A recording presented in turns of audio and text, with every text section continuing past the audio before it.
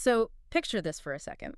You're looking at a man who won an Olympic gold medal, Right. a man who became the undisputed heavyweight champion of the entire world.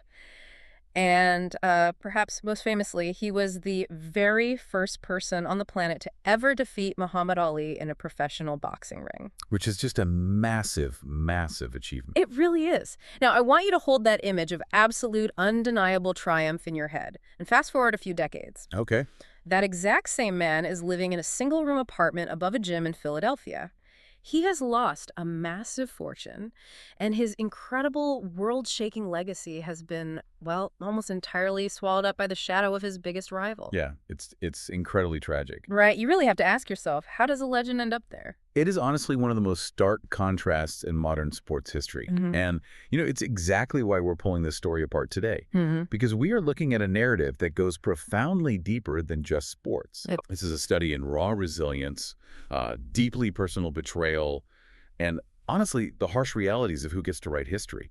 I mean, Joe Frazier is so often reduced to just being the foil, right? The villain. The grand, almost mythological narrative of Muhammad Ali. Like he's just a supporting character in someone else's movie. Exactly. But today, we are stripping away that shadow. We are giving Joe Frazier his own unvarnished spotlight. And as you listen to this deep dive today, our mission is to explore the life, the massive triumphs, and the truly profound tragedies of Joe "Smokin'" Frazier. We've got a really formidable stack of biographical sources here, and we're going to unpack the incredibly complex, relentlessly driven man behind the most feared left hook in boxing. And to really understand how Frazier could withstand the kind of brutal, life-altering punishment he took in the heavyweight division, we actually have to go back to where his physical and mental baseline was established. Because it wasn't in a gym. No, definitely not. No. It was forged in the punishing poverty of the rural American South.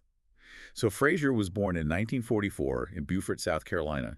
He was the 12th child of sharecroppers, Reuben and Dolly Frazier. 12th child, wow. Yeah. And the sources detail that they worked farmland the locals referred to as white dirt. Which, I mean, just the name sounds bleak. It really is.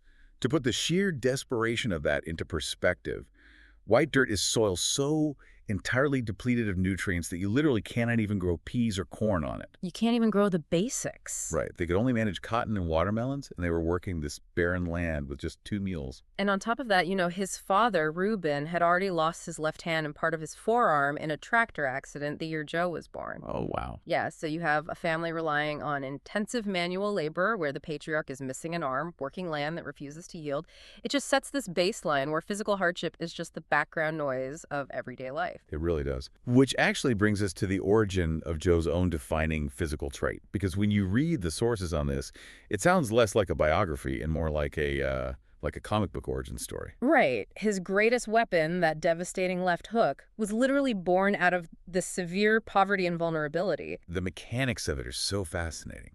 So when Frazier was just a boy, he poked the family's 300-pound hog with his stick. Wait, a 300-pound hog? Yeah, a massive animal. And the gate was open, so the hog actually charged him, and as he ran away in an absolute panic, he tripped and fell and violently smashed his left arm against a brick. Oh, man. Yeah, the impact tore his arm up terribly. But, because the family simply could not afford a doctor, I mean, medical care was a luxury they absolutely did not have, the arm was left to heal entirely on its own. And when a severe break or a deep tear heals on its own like that, the body just calcifies the trauma, so it healed cricket. Right, he could never fully straighten his left arm again for the rest of his life. Right. Which is just crazy to think about for a professional boxer. But instead of letting that permanently bent arm become a disability, it became the structural foundation for the most devastating short-range weapon in boxing history. Yeah, the perfect angle for a hook. Exactly. He started training by hitting a makeshift heavy bag. And get this, it was made out of an old burlap sack filled with rags, corn cobs, Spanish moss, and a brick. And he just hung it from an oak tree. That is unbelievable. Just pure resourcefulness. But, raw power and hitting a burlap sack doesn't buy you a ticket out of Beaufort. No, it definitely doesn't. What pushed him out was a moment of immense racial tension that forced a choice between his dignity and his actual life. So when Frazier was 15, he was working on a farm owned by a white family, the Bellamys. Okay. One afternoon, a 12-year-old black boy accidentally damaged the tractor, and Jim Bellamy, one of the owners, Was so enraged he took off his belt and brutally whipped the child right there in the field. And Frazier, who is a 15-year-old kid in the Jim Crow South, doesn't just put his head down and look away, which, frankly, would have been the safer thing to do. Right. Instead, he walks back to the packing house and tells his friends exactly what he saw. Bellamy finds out, tracks Frazier down, threatens him with the exact same belt, and tells him to get off the farm. And Frazier stood his ground, right? He did. He looked Bellamy right in the eye and told him to keep his pants up. Hmm. But his mother, Dolly, she understood the terrifying reality of the era. She told him, "Son, if you can't get along with the white folks, then leave home because I don't want anything to happen to you." Yeah, she knew exactly how that story usually ended. Exactly. So at 15 years old, carrying that crooked arm and this refusal to be broken, he packed his bags, went to Charleston, and caught the Greyhound bus, which the locals actually called the Dog. The dog. Yeah, and he rode it all through the night, eventually settling in Philadelphia. So he climbs on the dog's back and rides into a completely new life. And while leaving the South gave him the geographic opportunity to box, the sources reveal a pattern that really defines his entire existence. How so? Well, his path to greatness wasn't just about outworking people in the gym. It was built on pushing through secret, agonizing physical limitations that would have instantly retired almost anyone else. Oh, absolutely. That pattern of silent endurance really crystallized at the 1964 Olympics in Tokyo. Right. A lot of people don't know this, but Frazier wasn't even supposed to be the heavyweight representative for the United States. He had lost the Olympic trials to Buster Mathis and only went to Tokyo as an alternate. But then Mathis got injured, right? Yep. Mathis injured his knuckle and Frazier was called up. He dominates the early rounds, but in the semifinal match, he faces this massive Soviet fighter, Vadim Yemelyanov. Okay, so he's in the semifinals. Yeah, and Frazier throws his heat-seeking left hook, knocks the guy down, but feels a sickening jolt of pain shoot up his left arm. He had broken his left thumb. Wait, he broke the thumb on his left hand, his main weapon. Yes. Now, if his left hook is his primary weapon, and he breaks the thumb on that hand, I mean, the mental math he has to do in that locker room is just insane. Because if he tells a doctor, he's medically disqualified, right? He loses his shot at gold. Exactly. So he made a choice. He told absolutely no one. That is wild. He went back to his room, secretly soaked his swollen thumb in hot water and Epsom salts, and just walked into the Olympic gold medal match against a German fighter who was 8 years older than him. With a broken thumb? With a broken thumb. Knowing he couldn't put any real impact into his signature left hook without agonizing pain or, causing further damage, he fought relying almost entirely on his right hand. And he still won. He did. He won the gold medal by a 3-2 decision. Which is just pure, unadulterated force of will. But as wild as fighting for Olympic gold with a broken thumb is, the sources reveal an even more shocking secret from his early professional career. Oh, yeah, this is unbelievable. Just a year later, in 1965, a training accident left him legally blind in his left eye. Let me just stop right here and push back on the reality of this, because athletic commissions have entire panels of doctors, right? They are very strict. You are telling me a guy with a severely crooked arm and a blind left eye just scrolled through state medical exams to fight the most dangerous men on the planet? Yes. It was essentially a medical heist. During the pre-fight physicals, the doctors would ask him to read the eye chart. He would read it perfectly with his good right eye. Okay, makes sense. Then when the doctor instructed him to cover his right eye to test the left, Frazier would switch hands, but in this brilliant piece of sleight of hand, he would cover his left eye for a second time. No way. He covered the same eye twice. He did. The physicians simply didn't notice the hand positioning. He had literally memorized the eye chart to trick the athletic commissions. So the entire time he is building this terrifying reputation, knocking guys out, he is fighting half in the dark, which means his fighting style wasn't just, aggressive. It was a necessary adaptation. He teams up with this legendary trainer, Eddie Futch, who helps him develop that famous, relentless bob and weave style. Right. Futch was a genius for this. Because Futch wasn't just teaching him how to hit hard. He was teaching a one-eyed man how to survive in the ring. Precisely. That bob and weave was a physical shield for a permanent disability. Futch knew Frazier couldn't see punches coming from his left side. So by constantly dropping his center of gravity, weaving side to side, and staying incredibly low, Frazier made himself a moving target. Right, making it harder to hit the blind spot. Exactly. It protected that blind side while allowing him to get inside the opponent's reach and unleash that crooked left hook from an angle they just couldn't anticipate. So he literally turns his biggest physical deficits into his greatest strategic advantages. And it works. He destroys opponents. By 1970, he claims the undisputed heavyweight title by crushing Jimmy Ellis. He did, but, as the sources note, he is winning these titles during a period when the sport's biggest star, Muhammad Ali, had been sidelined. Right, and this is crucial context. Yes, to understand the friction that follows, we really have to look at the landscape of boxing in 1967.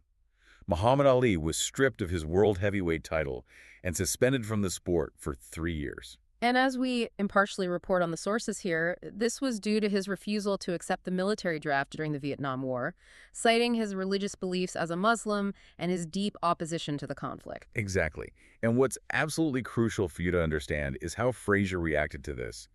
During this incredibly difficult exile for Ali, Joe Frazier was not dancing on his sporting drink. No, not at all. They were actually friends.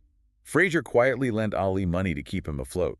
He testified before Congress on Ali's behalf. He even went to the president, right? Yes. He personally petitioned President Richard Nixon to give Ali his boxing license back. Frazier even made a public statement saying, "If Baptists weren't allowed to fight, I wouldn't fight either." It is a remarkable testament to Frazier's character. I mean, he was actively and publicly campaigning for the return of the only man who posed a legitimate threat to his own championship status. He wanted to beat Ali in the ring, not watch him get defeated by a courtroom. Think about that dynamic for a second. Imagine you literally hand a guy a lifeline, risking your own political capital to do it. So how on earth does that turn into one of the most bitter, toxic rivalries in sports history? Well, the betrayal that follows is staggering. When Ali finally gets his license back, he realizes he needs to sell their 1971 showdown, which was famously dubbed the fight of the century. Right. But Ali didn't just sell a boxing match. He turned the bout into a massive cultural and political referendum.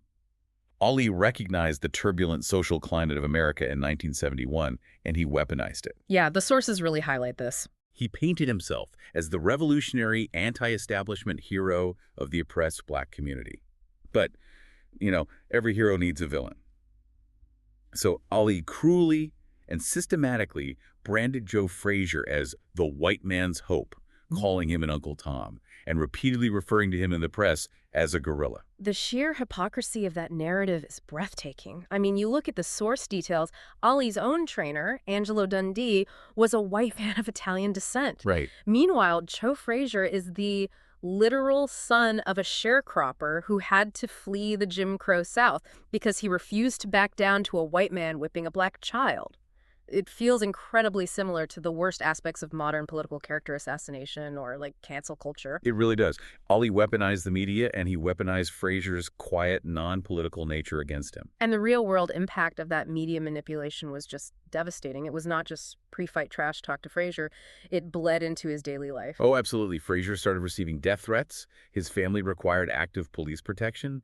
His children were physically bullied and taunted at school. That's awful. Ali had successfully turned a massive portion of Black America against a man who had pulled himself out of the worst kind of rural poverty imaginable.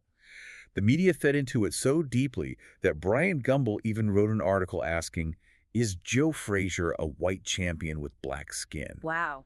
And Frazier later said all of this didn't weaken him. It awakened him to what a cheap shot Ali was being. So they finally step into Madison Square Garden on March 8, 1971. The fight of the century. Undefeated champion versus undefeated champion.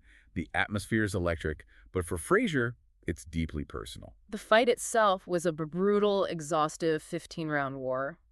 But Frazier and his trainer, Eddie Futch, had studied Ali obsessively. Right, they had a plan. They noticed this tiny mechanical flaw. Ali had a slight tendency to drop his right hand for a fraction of a second right before throwing a right uppercut. Just a tiny opening. Just a millisecond. Futch drilled Frazier to watch for that exact drop, and the second it happened, to throw his left hook to the exact spot where Ali's unprotected face was going to be. And the discipline pays off.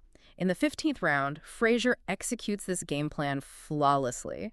He catches Ali with that monstrous left hook, dropping him to the canvas. This is a beautiful shot. Frazier wins by unanimous decision, becoming the first man to ever officially beat Muhammad Ali. He did it. He silenced the talk.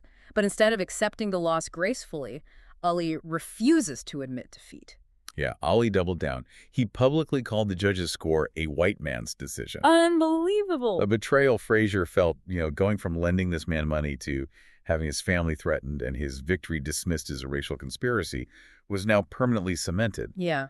And the tragedy is that this didn't end the rivalry. Right. It only set the stage for a brutal crescendo that would permanently alter both of them. We see Frazier briefly lose his title to the towering George Foreman in 1973, a fight where Frazier was brutal, knocked down 6 times in 2 rounds. Yeah, Foreman was just too big. But he fights his way back to secure a 3rd match with Ali, the 1975 Thrilla in Manila. And when you read the primary accounts of this fight in the sources, I mean, it goes beyond sport. It is terrifying. The environmental conditions in the Philippines were oppressive. The heat inside the unair-conditioned arena was sweltering, well over 100 degrees under the ring lights. And the physical brutality matched the environment. Right? Completely. Throughout the early rounds, Ali was constantly mocking Frazier in the ring, telling him he was through. Frazier, absorbing the blows, simply responded, "They lied." Oh. He kept marching forward. They lied. That is such a chilling response. And as the fight drags into the late, deep waters of the 13th and 14th rounds, you have to bring back the metaphor of the dark. Yes. Remember Frazier's secret.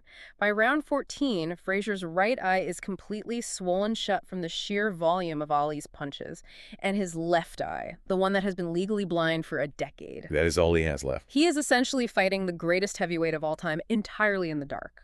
He was taking horrific, unmitigated punishment because he literally could not see the punches coming. He was relying purely on muscle memory and just an unfathomable tolerance for pain. How does he even stay standing? It's sheer will. But Eddie Futch, watching his fighter being systematically dismantled, made the agonizing but necessary decision to step in and stop the fight before the 15th round. Which had to break Frazier's heart. It did, but Futch did it to save Frazier's life. What Frazier didn't know in that moment was that across the ring, Ali was so exhausted and physically beaten that he was actively begging his own corner to cut his gloves off. Wow. Ali later described that fight as the closest thing to dying that I know of. When someone like Ali says it is the closest thing to dying, you realize Frazier isn't just physically broken after Manila. His entire identity as the immovable object, the man who never stops moving forward, has been shattered. Yeah, it was a profound shift. And what's awful is that psychological break seems to bleed into the rest of his life. How do you recover from that? Because the physical beating he took in the ring is tragically mirrored by the financial and emotional beatings he took in his retirement. It is a really painful transition. Despite making millions of dollars during his career, Frazier ended up losing his fortune. How does that even happen? Well, if we look at the psychology of why, it makes sense. Inside the ring, Frazier controlled his destiny through self-reliance. Outside the ring, he had to rely on handlers and businessmen who essentially saw him as a commodity. Right, sharks, basically. Yeah. His immense generosity was coupled with a fatal naivete in business. The most glaring example from our sources is a massive real estate fraud. Oh, this part of the story is infuriating. In 1973, he bought 140 acres of land in Bucks County, Pennsylvania. Years later, his signature was forged on documents selling the land completely without his knowledge. Just stolen right out from under him. Exactly. That land was subdivided, developed, and by 2011, it was estimated to be worth $100 million. $100 million stolen from a man who earned his money trading brain cells in the dark. Yeah. And where does he end up? Living in a single room on the 2nd floor above his own boxing gym in Philadelphia. Now, you would think a guy living above a gym after losing a $100 million empire would be entirely consumed by bitterness. You'd assume so. But the sources reveal this bizarre, almost beautiful coping mechanism. He found a completely unexpected second life. Joe Frazier started singing soul music. I love this detail so much. It adds a wonderful, deeply human dimension to his character. He formed and fronted a soul funk group called Joe Frazier and the Knockouts. Great name. Right. And this wasn't just some vanity project. He released multiple singles, toured widely across the United States and Europe, and even made his Motown debut in 1975, singing a Van McCoy composition called First Round Knockout. No way, he was on Motown. Yes. He was singing the national anthem at major sporting events. He appeared in a Miller Lite commercial, singing. It was as if, having lost his physical ability to express his dominance, he found an entirely different, joyful way to project his voice. It really does show this incredible capacity for joy, even after everything was stripped away. But underneath the music and the public appearances, there was an unhealed wound, right? The bitterness toward Muhammad Ali lingered for decades. It did. It was a very public, unresolved tension. Mm. Ali eventually offered an apology in a 2001 New York Times article. He admitted that he said things in the heat of the moment to promote the fight and acknowledged that he called Frazier names he shouldn't have. But that wasn't enough for Frazier. No, because Frazier's response really highlighted the lingering pain. He pointed out that Ali apologized to a newspaper reporter, not to him face-to-face. Frazier said, "I'm still waiting for him to say it to me." It breaks your heart a little bit. Yeah. He just wanted the man he had helped, the man who had tormented his family and hijacked his legacy, to look him in the eye and say sorry. But they never had that cinematic reconciliation. In 2011, Joe Frazier died of a liver cancer. And at his private funeral in Philadelphia, Muhammad Ali was there. He was, and the sources note a very poignant detail. When the attendees were asked to stand and show their love, Ali, who was severely weakened by Parkinson's at this point, stood up with the audience and clapped vigorously for the man he had once called a gorilla. Wow. It was a final, silent acknowledgement of respect, a recognition between two men whose lives, legacies, and physical bodies were permanently entangled and fundamentally altered by one another. It really is an unbelievable journey. From the depleted white dirt of South Carolina, running from a hog in the dark, to the blinding lights of Madison Square Garden, carrying hidden injuries, a permanently crooked arm, a blind eye, and bearing the immense, unfair weight of a nation's complicated racial politics, all while just trying to do his job. Which leaves us with a profound underlying question that Frazier's life poses to all of us. History, as we often see, remembers the loudest voices, the most charismatic talkers. Muhammad Ali successfully wrote the script for how the world remembered Joe Frazier for a very long time. He really did. But knowing what we know now, his unshakable loyalty when Ali was suspended, his terrifying silent endurance of physical blindness in the ring, his relentless drive to keep moving forward when he couldn't see the punches coming, we have to ask ourselves, is true greatness defined by the narrative you control in front of the cameras or by the actual blows you're willing to withstand in the dark? That is the defining question. When you picture that single room above the gym in Philly now, it doesn't look like a tragic defeat anymore. It looks like a monument to a man who, no matter the obstacle, never stopped moving forward. Thank you for joining us on this deep dive into the sources. We hope you keep digging into the incredible, unvarnished history of Smokin' Joe Frazier. We'll catch you on the next one.